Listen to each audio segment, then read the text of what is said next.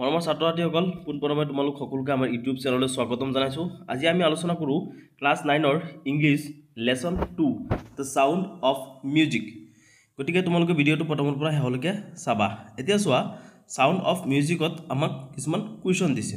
এক নম্বৰত কৈছে কি answer this questions in a few words or a couple of sentences each. প্ৰত্যেকটাৰে আমি কি কৰিব লাগে, এনসাৰ দিব লাগে য'ত নেকি ফিউ ৱৰ্ডছ কিছুমান ৱৰ্ডছ বা সেন্টেন্সৰ দ্বাৰা। গতিকে এক নম্বৰত আমাক কৈছে কি চোৱা, how old was Evelyn when she went to the Royal Academy of Music। যে এভলিন যেতিয়া ৰয়েল একাডেমি অফ মিউজিকলৈ গৈছিলে পঢ়িবৰ কাৰণে তেতিয়া তাইৰ বয়স কিমান আছিলে। গতিকে তোমালোকে ইয়াৰ উত্তৰত লিখিবা যে Elvin was not even 17 when she went to the Royal Academy of Music। এলভিনৰ তেতিয়া বয়স 17ও নাছিলে। কিতাপত এটা কথা উল্লেখ কৰিছে কি যে she was looking younger than 17। 17তকৈও কম বয়সীয়াল বুলি দেখা গৈছিলে। গতিকে সেইটো স্পষ্টকৈ কোৱা নাই কাৰণে আমি এনেকৈ লিখিছোঁ যে even Elvin was not even 17 when she went to the Royal Academy of Music। বুজি পালা? তাৰপিছত চোৱা, 2 নম্বৰত কৈছে কি কুৱেশ্যন যে when was her deafness first noticed and when was it confirmed। যে তাইৰ ডিফনেছ অৰ্থাৎ তাই যে কলা কাণে শুনি নাপায় সেই বস্তুটো কেতিয়া প্ৰথমবাৰৰ কাৰণে প্ৰত্যক্ষ কৰা হৈছিলে আৰু সেই বস্তুটো কেতিয়া কনফাৰ্ম কৰা হৈছিলে, হয়নে? গতিকে ইয়াৰ উত্তৰত তোমালোকে লিখিবা যে her deafness was noticed when she was 8 years old। যেতিয়া তাইৰ বয়স 8 বছৰ আছিলে তেতিয়া প্ৰথমবাৰৰ বাবে এই বস্তুটো প্ৰত্যক্ষ কৰা হৈছিলে যে তাই কাণেৰে শুনা নাপায়। and it was confirmed by the time when she was 11। আৰু তাইৰ বয়স যেতিয়া 11 আছিলে অৰ্থাৎ 11 বছৰ তেতিয়া এই বস্তুটো কনফাৰ্ম কৰা হৈছিলে। তাৰপিছত 2 নম্বৰত কৈছে চোৱা, 2 নম্বৰত কৈছে answer each of this questions in a short paragraph 30 to 40 words. গতিকে আমাক কি কৈছে যে প্ৰত্যেকটাৰে এনসাৰ দিব লাগে 30, 30 বা 40টা ৱৰ্ডছৰ ভিতৰত। গতিকে তাত 1 নম্বৰত কি কৈছে আমাক যে who helped her to continue with music. যে কোনে এলভিনক সহায় কৰিছিলে মিউজিক বিদ্যাৰ সৈতে কণ্টিনিউ কৰিবৰ কাৰণে, হয়নে? তাৰপিছত হোৱাট ডিড হি ডু, আৰু সেই ব্যক্তিজনে কি কৰে, এণ্ড হোৱাট ছেড, আৰু হোৱাট ছে, আৰু কি কৈছিলে তাইক। মানে কোনজন ব্যক্তিয়ে তেওঁক মানে এলভিনক তাইক সহায় কৰিছিলে মিউজিক বিদ্যা কণ্টিনিউ কৰিবৰ কাৰণে আৰু সেই ব্যক্তিজনে কি কৰে, আৰু কি কৈছিলে, এই কথাটো আমাক ইয়াত সুধিছে ন কুৱেশ্যনত। গতিকে ইয়াৰ উত্তৰত আমি কি লিখিম, ইয়াৰ উত্তৰত লিখিম যে Ron Forbes helped her to continue with music. কি নাম তেওঁৰ, ব্যক্তিগৰাকীৰ নাম হৈছে Ron Forbes. Ron Forbes helped her to continue with music. He spotted her potential. সেই ব্যক্তিজনে কি কৰিছিলে তাৰ পটেনচিয়েল, এই যে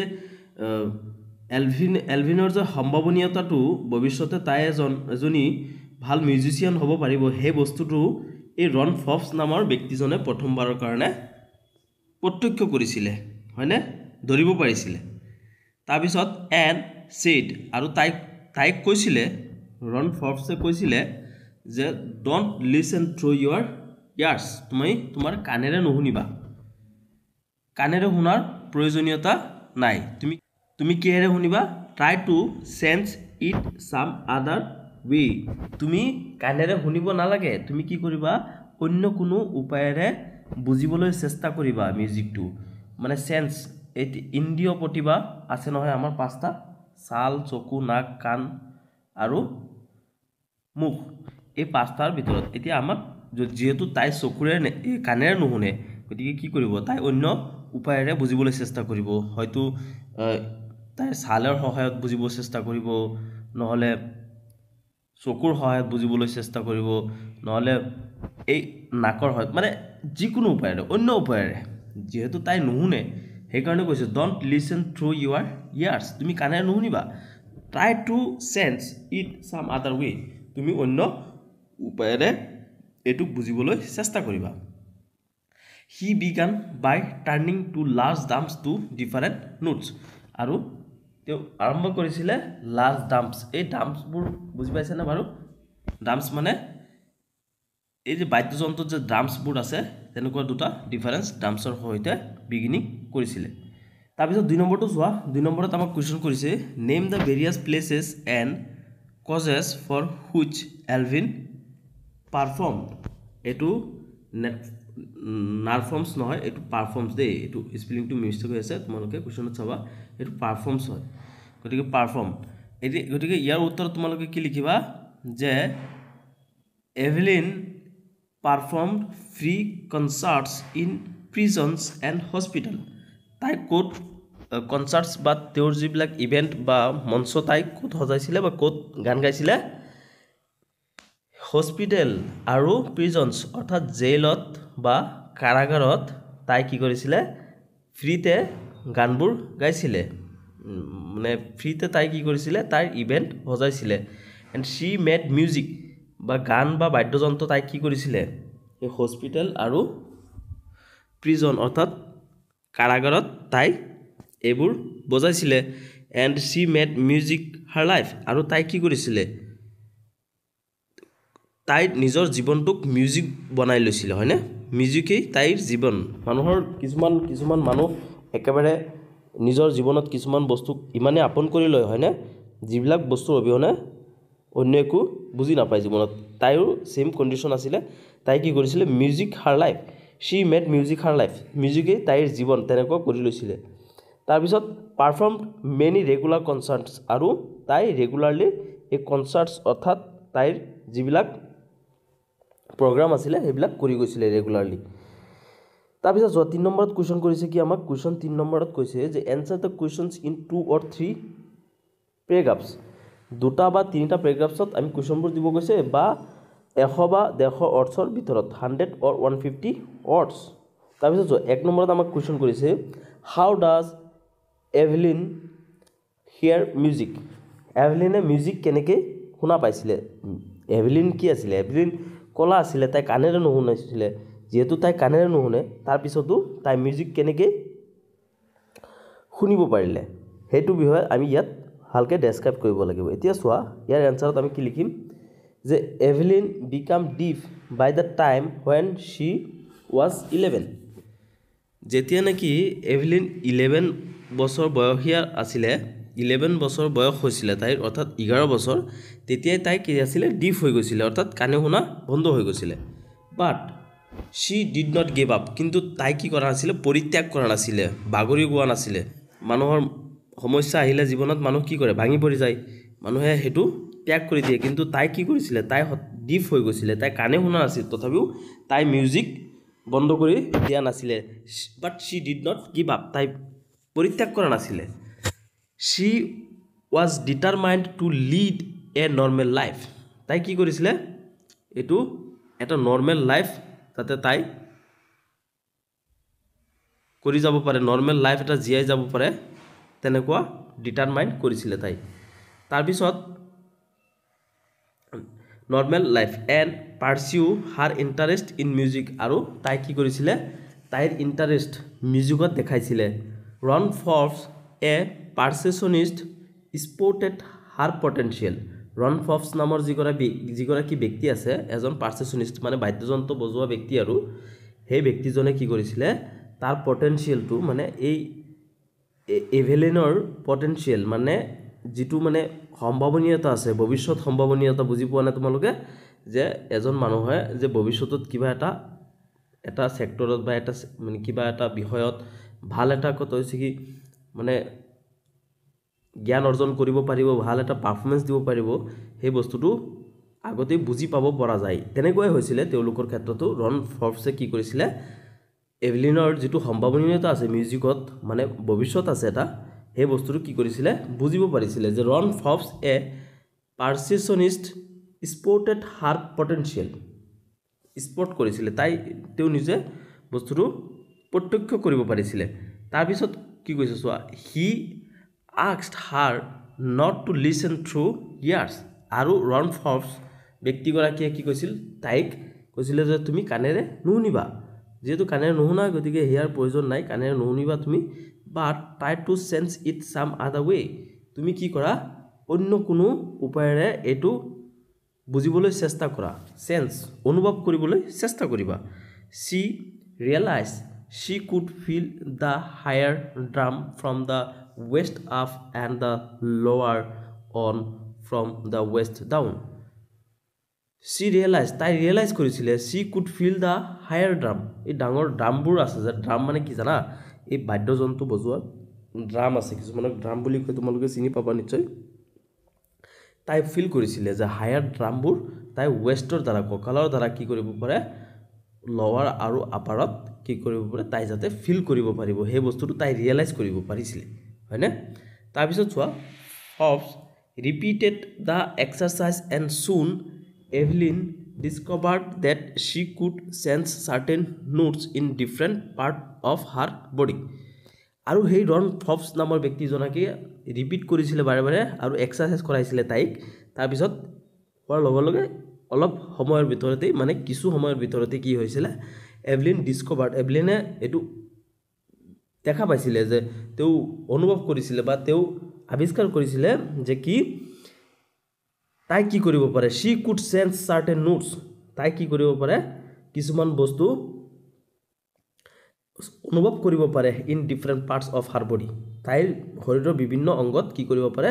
তাই এই মিউজিকৰ যে সেন্সবোৰ এইবোৰ কি কৰিব পাৰে বুজিব পৰা হল এই ৰন ফৰ্বছ নামৰ ব্যক্তিগৰাকী এক্সাৰসাইজ কৰাই আছে প্ৰেক্টিস কৰাই আছে হয়নে হেইখিনি কৰাৰ লগে লগে তাই বুজিব পাৰিলে বাই তাই এটো ডিসকভাৰ্ড কৰিলে তাৰপিছত she learned to open her body and mind to sounds and vibration she learned to open her body and mind to sounds and vibration or কৰাৰ কাৰণে তাই কি কৰিছিল লাৰ্ন কৰিছিলে তাৰ বডি আৰু মাইন্ডৰ জৰিয়তে হয়নে তাই যেটো কানেৰে নুহুনে গতিকে বডি আৰু মাইন্ডৰ জৰিয়তে সাউন্ডস এন্ড ভাইব্ৰেশনবোৰ মানে কি কৰিছিলে তেও শিকিছিলে তাৰ পিছত she herself explained আৰু তাৰ পিছত তাই এক্সপ্লেইন কৰিছে কি জানা যে it pours in through very part of my body আৰু তাই কি কৰিছিলে তাইৰ শৰীৰৰ বিভিন্ন পাৰ্টছৰ অৰ্থাৎ অংগৰ জৰিয়তে কি কৰে তাই এইবিলাক অনুভৱ কৰিব পাৰে it tangles in the skin my cheekbones and even in my hair আৰু উদাহৰণ স্বৰূপে শৰীৰৰ বিভিন্ন অংগৰ কথা কৈছে নহয় গতিকে শৰীৰৰ অংগ বিভিন্ন উদাহৰণ স্বৰূপে কি কৈছে স্কিন কি হয়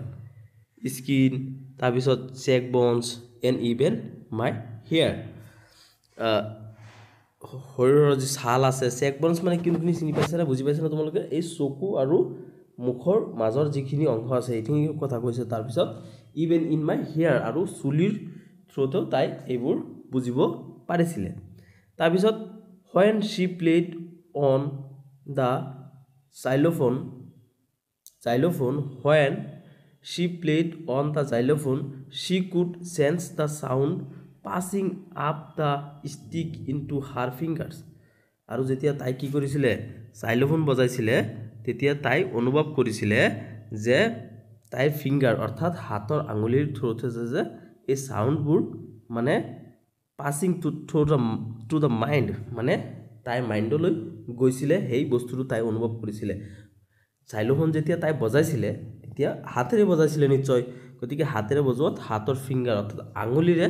এই বস্তুবোৰ যে পাস হৈ আছে সাউন্ডটো ভাইব্ৰেশনটো এই বস্তুটো তাই বুজিব পাৰিছিলে by learning against the drums she could feel the resonance flowing into her body মানে ড্ৰামছবোৰ বজাওতে তাই ফিল কৰিব পাৰিছিলে ফ্লোটিং ইনটু হাৰ বডি তাইৰ বডিত কিবা সাউন্ড হৈ আছে বুলি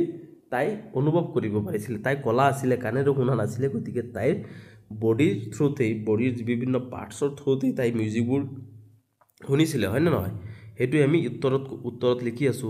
কেনেকৈ তাই মিউজিক শুনিছিল হেতু কোৱেশ্চনৰ এনসাৰে লিখি আছো গতিকে আমি এইটো ডেছক্ৰাইব অৰ্থাৎ বৰ্ণনা কৰিব লাগিব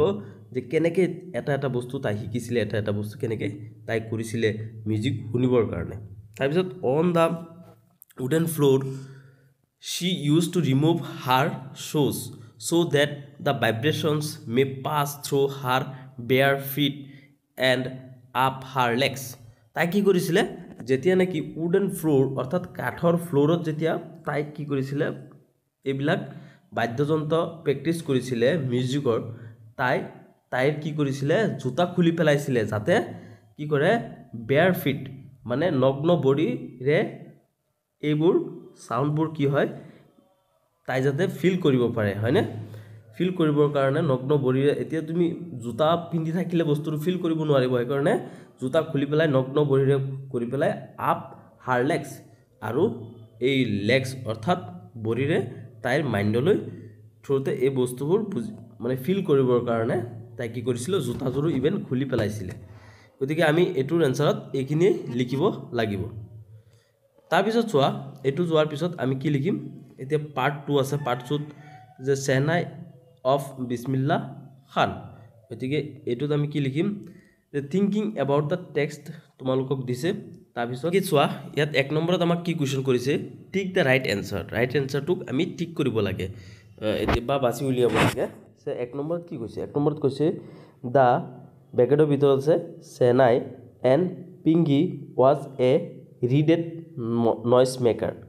যে সেনাই আৰু পিংগিৰ ভিতৰত কোনটোৱে ৰিডেড নয়েজ মেকাৰ মানে শব্দ বনোৱা মানে যন্ত্ৰ আছিল গতিকে ইয়াৰ উত্তৰত আমি কি লিখিম দা পিংগি was a reeded noise maker তাৰ পিছত 2 নম্বৰত কৈছে কি 2 নম্বৰত কৈছে যে বিসমিল্লাহ খান এ বাৰবাৰ Ali box transform da পিংগি into a সেনাই যে বিসমিল্লাহ খান নে এজন বাৰবাৰ মানে কি নাপিত নে এজন নাপিত নে আলী বক্স এই তিনিজনৰ পৰা কোনজনে কি কৰিছিলে পিংগিক সেনাইলৈ ট্ৰান্সফৰ্ম অৰ্থাৎ ৰূপান্তৰিত কৰিছিলে এটা পৰ্যায় এটাৰ পৰা আনটোলৈ ৰূপান্তৰিত কৰিছিলে হেতু কোৱেশ্চন কৰিছে গতিকে আমি ইয়াত কি লিখিম উত্তৰ আনসাৰটো এ বাৰবাৰ অৰ্থাৎ এজন নাপিতে ট্ৰান্সফৰ্মড দা পিংগি ইনটু এ সেনাই এটা পিংগিক কি কৰিছিলে সেনাইলৈ ৰূপান্তৰ কৰিছিলে তাৰ পিছত 3 নম্বৰত আছে কি Bismillah Khan's পেটাৰ্নেল ancestors were barber professional musician যে বিসমিল্লাহ খানৰ প্ৰত্যেক পূৰ্বপুৰুষসকল বাৰবাৰ আছিলে নে প্ৰফেশনাল মিউজিচিয়ান আছিলে গতিকে আমি ইয়াৰ উত্তৰত কি লিখিম যে বিসমিল্লাহ Khan's পেটাৰ্নেল ancestors were professional musician তেওঁলোক বাৰবাৰ নাছিলে বিসমিল্লাহ খানৰ যি প্ৰত্যেক মানে হেৰি আছে কি কয় পূৰ্বপুৰুষসকল আছে হেলুক বাৰবাৰ নাছিলে প্ৰফেশনাল মিউজিচিয়ানি আছিলে তেওঁৰ নিচিনা তাৰ পিছত 4 নম্বৰত কৈছে বিসমিল্লাহ খান লাৰ্ন টু প্লে দা সেনাই ফ্ৰম আলী বক্স পয়গম্বৰ বক্স অৰ উস্তাদ ফয়াজ খান যে আলী বক্সে সেনাই বজোৱাটো কাৰ পৰা শিকিছিলে আলী বক্স নে পয়গম্বৰ বক্স নে উস্তাদ ফয়াজ খানৰ পৰা শিকিছিলে গতিকে ইয়াৰ উত্তৰ তোমালোকে কি লিখিবা যে বিসমিল্লাহ খান লাৰ্ন টু প্লে দা সেনাই ফ্ৰম আলী বক্স তো আলী বক্সৰ পৰা এই সেনাই বজোৱাটো শিকিছিলে তাৰ পিছত 5 নম্বৰত লিখিছে কি Bismillah Khan's first trip abroad was to Afghanistan USA United States of America or Canada গতিকে বিসমিল্লাহ খানৰ প্ৰথম আন্তঃৰাষ্ট্ৰীয় যাত্ৰা দেশ এৰি পেলাই আন্তঃৰাষ্ট্ৰীয় যাত্ৰা এব্ৰড বুলি কৈছে নহয় আন্তঃৰাষ্ট্ৰীয় যাত্ৰা কোনখন দেশলৈ আছিল আফগানিস্তান নে USA নে কানাডালৈ আছিল গতিকে ইয়াৰ উত্তৰত কি লিখিবা যে বিসমিল্লাহ Khan's first trip abroad was to Afghanistan তে প্ৰথমে আফগানিস্তানলৈ গৈছিলে আন্তঃৰাষ্ট্ৰীয় যাত্ৰা হিচাপে তাৰ পিছত কি কোৱেশ্চন কৰিছে চোৱা 2 নম্বৰত কৈছে যে find the words in the text that show Ustad Bismillah Khan's feelings about the items listed below then mark a tick in the correct column discuss your answer in the class তে ক্লাছত তোমালোকক আলোচনা কৰিব দিছে কিন্তু মই ইয়াত পজিটিভ ফিলিংস আছিল নে নেগেটিভস নে নিউট্ৰেল হে বস্তুটো মই ইয়াত কৰি দিম তাৰ পিছত তোমালোকে ক্লাছতো কথা পাতি লবা একো নাই এতিয়া চোৱা 1 নম্বৰত আমাক কি কৈছে যে বিসমিল্লাহ Khan's feelings about teaching children music এতিয়া এইকেইটাৰ এনসাৰ আমি ইয়াত কৰিছো যে টিচিং চিলড্ৰেন মিউজিক হেতু তেওঁৰ পজিটিভ ফিলিংস আছিল এটো পজিটিভত মই ট্ৰিক মাৰ্ক দিছো ন পজিটিভ ফিলিংছ আছিলে তাৰপিছত ফিল্ম ৱৰ্ডটো তেওঁৰ কাৰণে নিগেটিভ এটা ফিলিংছ আছিলে তাৰপিছত migrating to USA migrating to United States of আমেৰিকালৈ তেওঁ গুচি যোৱাটো দেশ এৰি আমেৰিকালৈ গুচি যোৱাটো তেওঁৰ কাৰণে কি আছিলে নিগেটিভ ফিলিংছ আছে গতিকে নিগেটিভত মই টিক মাৰ্ক দিছোঁ নহয় না তাৰপিছত 4 নম্বৰটো হৈছে প্লেইং এট টেম্পলছ অৰ্থাৎ পূজাগৃহ বা ইবাদত গৃহ যিবোৰ আছে সেইবোৰত তেওঁ কি কৰিছিলে বাদ্যযন্ত্ৰ বজোৱাটো তেওঁৰ কাৰণে কি আছিলে পজিটিভ ফিলিংছ আছিলে হয় না তাৰপিছত 5 নম্বৰটোত কি লিখিছে যে গেটিং দা ভাৰত ৰত্ন আৰু ভাৰত ৰত্ন পোৱাটো তেওঁৰ কাৰণে কি আছিলে পজিটিভ ফিলিংছ আছিলে গতিকে পজিটিভত টিক মাৰ্ক দিছোঁ তাৰপিছত হৈছে কি দা বেংকছ অফ দ্য গংগাৰ যি পাৰ হেতু তেওঁৰ কাৰণে কি আছিলে পজিটিভ ইনটেন্ট আছিলে বা পজিটিভ ফিলিংছ আছিলে তাৰপিছত 7 নম্বৰটো কি লিভিং বানাৰস এণ্ড দামৰুণ যে বানাৰস আৰু দামৰুণ এৰি যোৱাটো তেওঁৰ কাৰণে কি আছিলে নিগেটিভ ফিলিংছ আছে গতিকে আমি নিগেটিভত ইয়াত টিক মাৰ্ক দিছোঁ তাৰপিছত 3 নম্বৰত কি কৈছে 3 নম্বৰত কৈছে যে answer the questions in 30 to 40 words 1 নম্বৰত চোৱা 1 নম্বৰত কৈছে যে why did Aurangzeb ban the playing of the pungi যে ঔৰংগজেব কোন আছিলে ঔৰংগজেব আছিলে মোগল সাম্ৰাজ্যৰ ৰাজা আছিলে হয়নে তেওঁ যেতিয়া ৰজা থকা অৱস্থাত তেওঁ কি কৰিছিলে যে পিংগি বজোৱাটো তাক বন্ধ কৰি দিছিলে কাৰণ বন্ধ কৰি দিয়াৰ কাৰণটো কি যে pungi had a shrill and unpleasant sound পিংগিৰ কি আছিলে আনপ্লেজেণ্ট সাউণ্ড আছিলে মধুৰ সাউণ্ড নাছিলে আৰু হেতু কাৰণে কি কৰিছিলে ওয়াজ ডিসলাইকড বাই ঔৰংগজেব আৰু হেতু বাবে ঔৰংগজেবে কি কৰিছিলে এইটোৰ সাউণ্ড ভাল পোৱা নাছিলে আৰু ভাল নোপোৱাৰ কাৰণে কি কৰিছিলে hence he banned the playing of the pingi আৰু সেই কাৰণে তেওঁ পিংগি বজোৱাটো বন্ধ কৰি দিছিলে এতিয়া 2 নম্বৰটো চোৱা 2 নম্বৰটোত কি কৈছে আমাক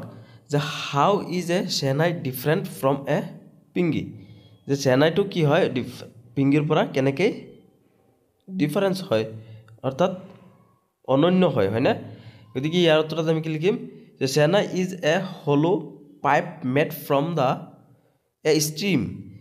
shehnaiটো কি হয় হলো পাইপ হয় আৰু এটো ষ্ট্ৰিমৰ দ্বাৰা বনোৱা হয় আৰু has holes in it's body আৰু এটো বডিত অৰ্থাৎ শৰীৰত কি আছে হোলছ আছে ফুটা আছে and it has a better sound quality than pungi আৰু এটো কি হয় পিংগিতকৈ বেটাৰ সাউণ্ড কোৱালিটি অৰ্থাৎ ভাল শব্দৰ কোৱালিটি থকা হৈছে কি shehnai গতিকে এইবোৰে আছিলে ইয়াৰ ডিফাৰেন্সেস এটা আন্ততকৈ হয়নে যে how is a shehnai different from a pungi গতিকে তাৰ উত্তৰত কি লিখিবা যে shehnai is a hollow pipe made from stream and has holes in its own body and it has a better sound quality than pungi তাৰপিছত 3 নম্বৰত চোৱা where was the shehnai played traditionally shehnai traditionally বা পৰম্পৰাগতভাৱে ক'ত বজোৱা হৈছিলে How did Bismillah Khan change this? আৰু বিসমিল্লাহ খানে এইটো বস্তু কেনেকৈ পৰিৱৰ্তন কৰি দিলে হয় না গতিকে ইয়াৰ উত্তৰ তোমালোকে লিখিবা যে shehnai was played in royal courts, temples, weddings যে shehnai ক'ত বজোৱা হৈছিলে ৰয়েল কোৰ্টছ ইফ ৰয়েল মানে কি জানা নাই ৰয়েল কোৰ্টছ মানে এই ৰজকীয় যিবিলাক ৰাজা আছিল আগৰ দিনত যে ৰাজাসকলৰ যি কোৰ্টছ আছিলে সেই ৰাজকীয় কোৰ্টছ তাৰপিছত টেম্পলছ মানে পূজা গৃহ বা ইবাদত গৃহ এণ্ড ৱেডিংছ বা বিবাহত কি কৰিছিলে shehnai বজাইছিলে and Ustad Bismillah Khan change the tradition by bringing it on to the classical stage আৰু এই যে এটা পৰম্পৰা আছিলে এইবোৰ কোৰ্টছ টেম্পলছ ৱেডিংছত বজোৱা এইটোত তেওঁ কি কৰিছিলে চেঞ্জ কৰিছিলে এই পৰম্পৰাটো কেনেকৈ bringing it on to the classical stage তেওঁ যেতিয়া এই shehnaiটো ক্লাছিকেল ষ্টেজলৈ লৈ আহিলে তেতিয়া সেই পৰম্পৰাটো বংগ হৈ পৰিছিলে হয়নে তাৰপিছত 4 নম্বৰত চোৱা 4 নম্বৰত কৈছে when কেতিয়া এণ্ড হাউ ডিড বিসমিল্লাহ খান গেট হিজ বিগ ব্ৰেক কেতিয়া আৰু কেনেকৈ কি কৰিছিলে বিসমিল্লাহ খানে বিগ ব্ৰেক লৈছিলে তাৰ উত্তৰত লিখিবা তোমালোকে যে in 1938 when all India radio was opened in Lucknow যেতিয়া নেকি লক্ষ্ণৌত উত্তৰ প্ৰদেশৰ ৰাজধানী লক্ষ্ণৌত যেতিয়া 1938 চনত অল ইণ্ডিয়া ৰেডিঅ'ৰ এষ্টাব্লিছ হৈছিলে বা অ'পেন হৈছিলে তেতিয়া কি কৰিছিলে Bismillah Khan was invited to perform shehnai on the radio' আৰু ৰেডিঅ'ৰ কাৰ্যালয়ত গৈ পেলাই ৰেডিঅ'ত তেওঁ এই চেনাই বজোৱাৰ কাৰণে তেওঁক ইনভাইট কৰা হৈছিলে অৰ্থাৎ আমন্ত্ৰণ জনোৱা হৈছিলে he got his big break then আৰু তেওঁ কি কৰিছিলে তেতিয়াই কি কৰিছিলে বিগ ব্ৰেক লৈছিলে এই যি মানে তেওঁৰ যিটো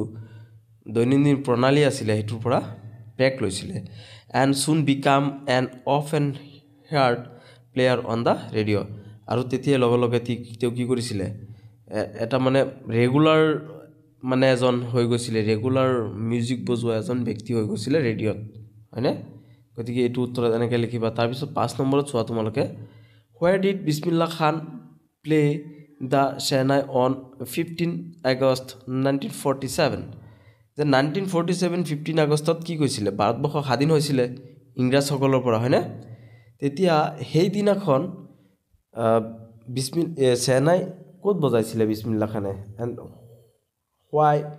was the event historical আৰু সেই যে তেওঁ যে বজাইছিলে আৰু সেই ইভেণ্টটো কি হৈছিলে হিষ্ট্ৰিকেল অৰ্থাৎ ঐতিহাসিক হৈছিলে কিয় সেইটো কুৱেশ্যন কৰিছোঁ তোমালোকক হয়নে গতিকে তাৰ উত্তৰত তোমালোকে লিখিবা যে Bismillah Khan played raag Kafi from the Red Fort on 15 August 1947 15 August যিদিনাখন ভাৰতবৰ্ষ স্বাধীনতা লাভ কৰিছিলে তেওঁ কি কৰিছিলে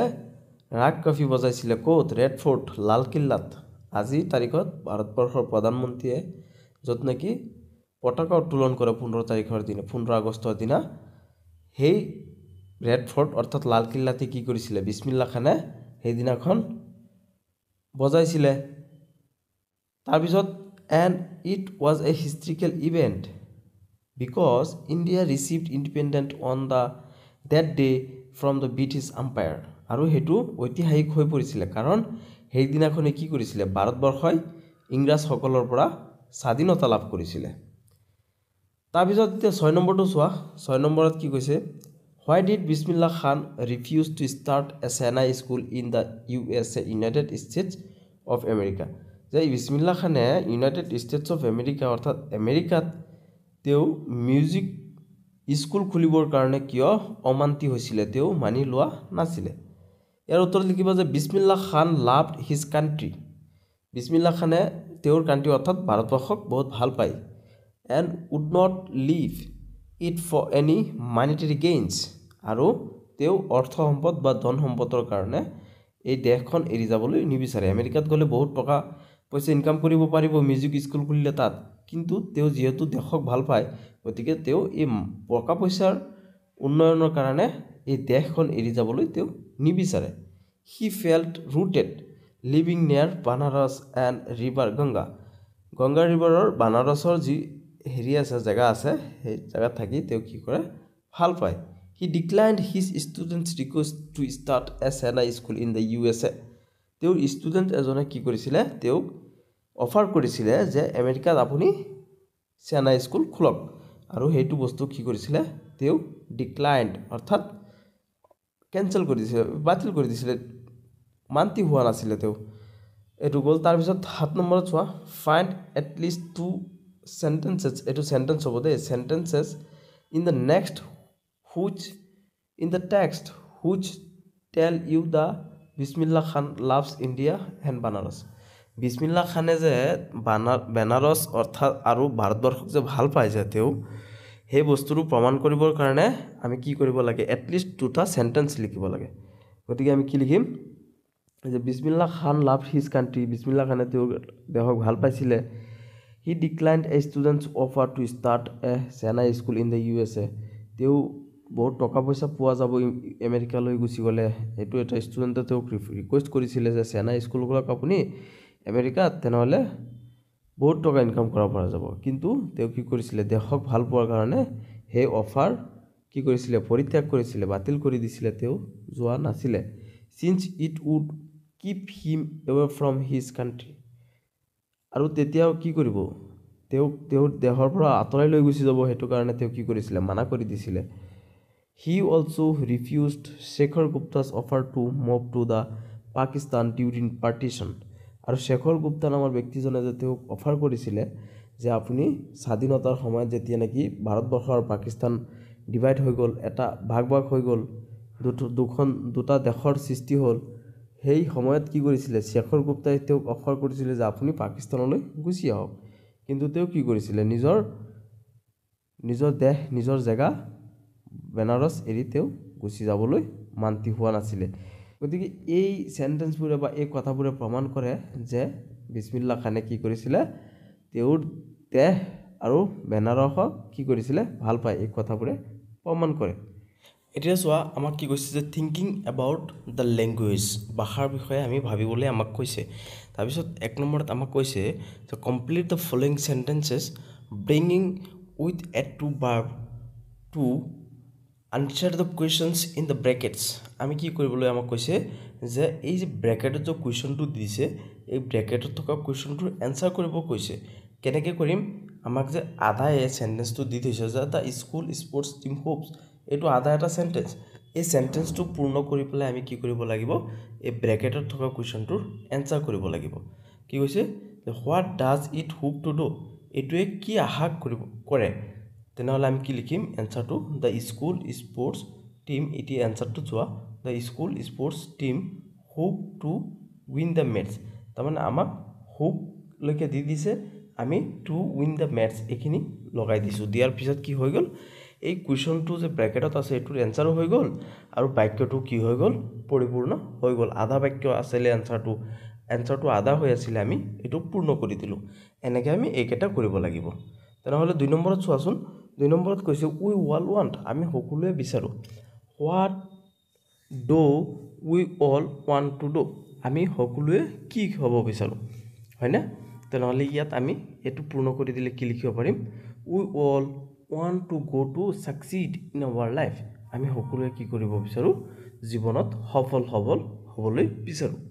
তেনেহ'লে 3 নম্বৰত চোৱা, 3 নম্বৰত কৈছে they advised the hearing impaired child's mother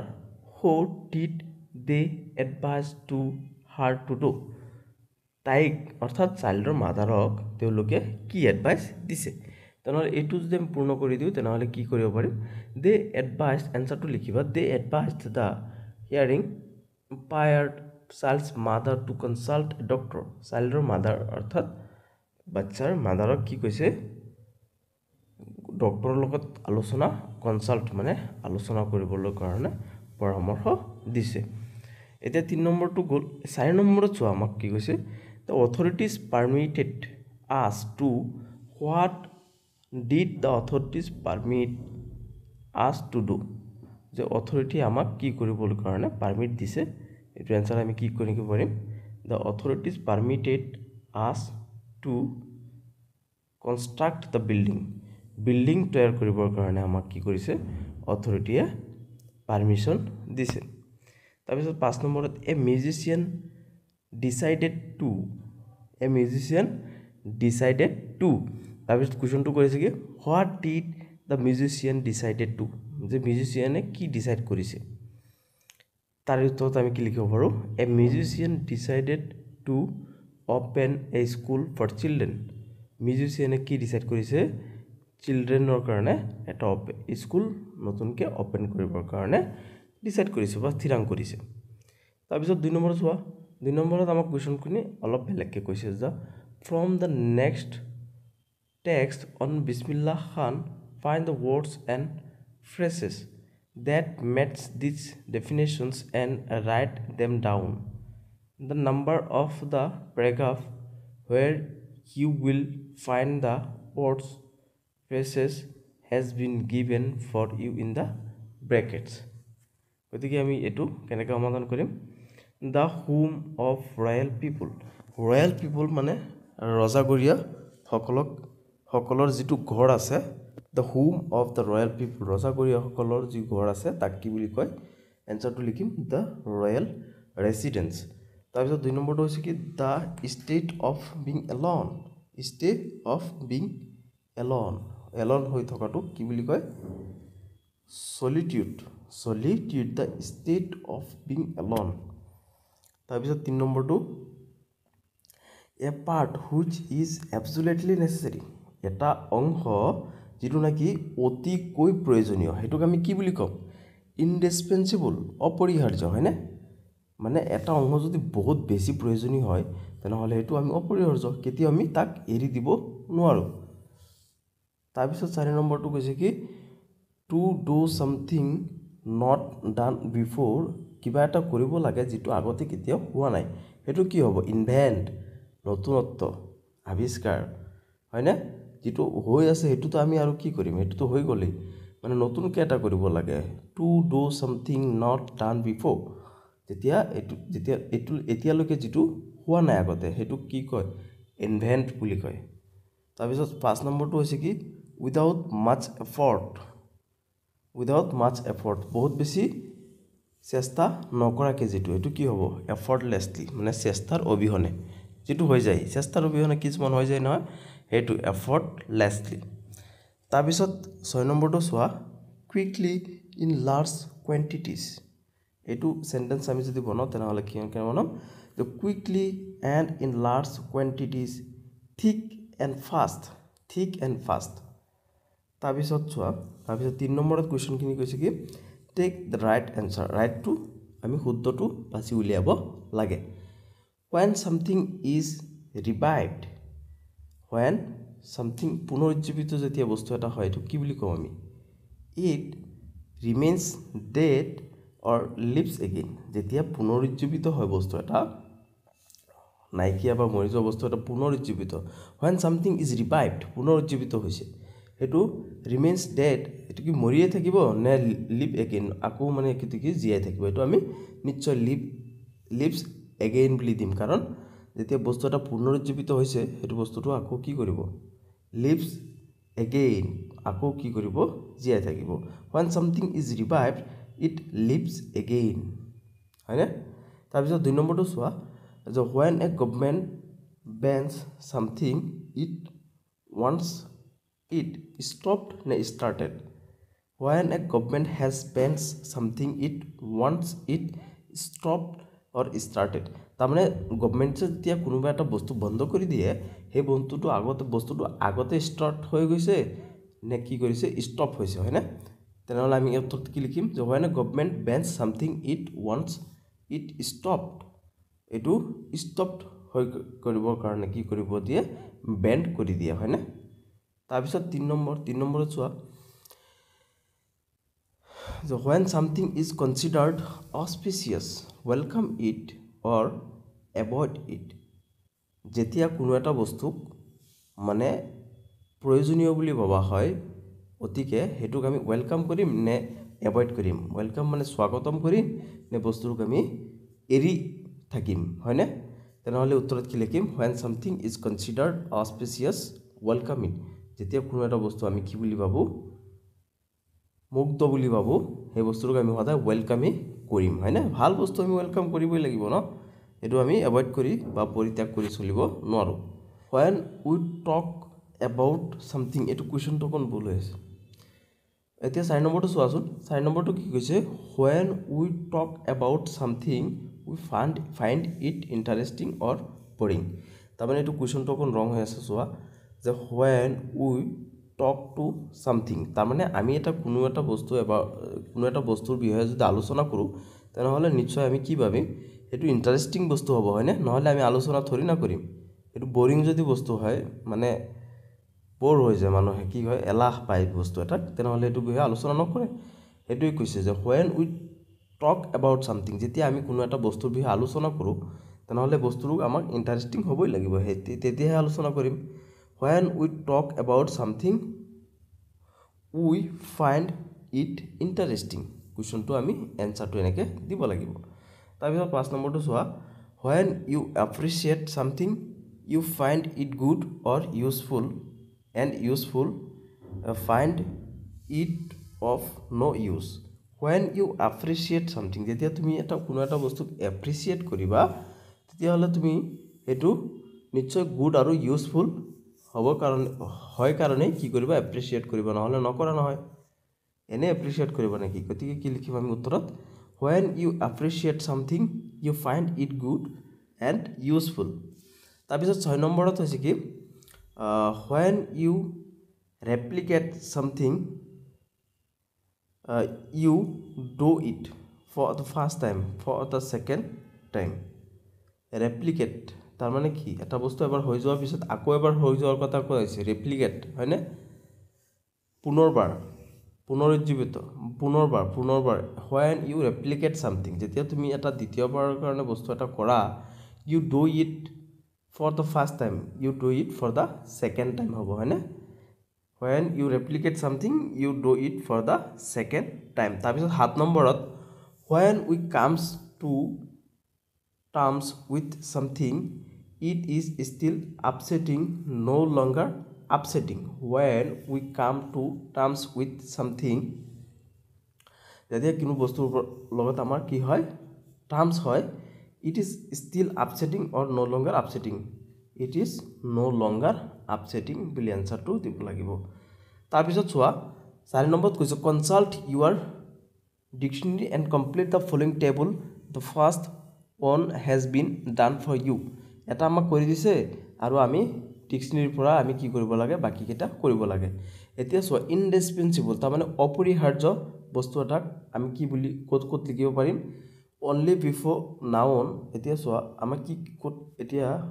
এটো হৈছে কি only before noun তাৰ পিছত not before noun আৰু এটো হৈছে কি both before and after the verb গতিকে আমি এতিয়া কত লিখিব পাৰিম ইনডিসপেন্সিবল তো আমি কত লিখিব পাৰো both before and the after verb be verb মানে be verb ৰ আগত আৰু পিছতো আমি ইনডিসপেন্সিবল শব্দটো লিখিব পাৰো গতিকে আৰু বাকি কেইটা মই ইয়াত কৰিছো চোৱা তোমালোকে এতিয়া impressed শব্দটো আমি no before noun not before noun before noun ৰ আগতো নহয় আৰু দুই নম্বৰটো কৈছে both before and after the verb be verb ৰ আগত আৰু পিছতো তাৰ পিছত হৈছে afraid ভয়টো আমি not before noun আৰু both before and after the verb be তাৰ পিছত এটো কি outdoor তো আমি only before noun তাৰ পিছত paternal to আমি only before noun তাৰ পিছত countless এটো only before noun তাৰ পিছত priceless এটো আমি only before noun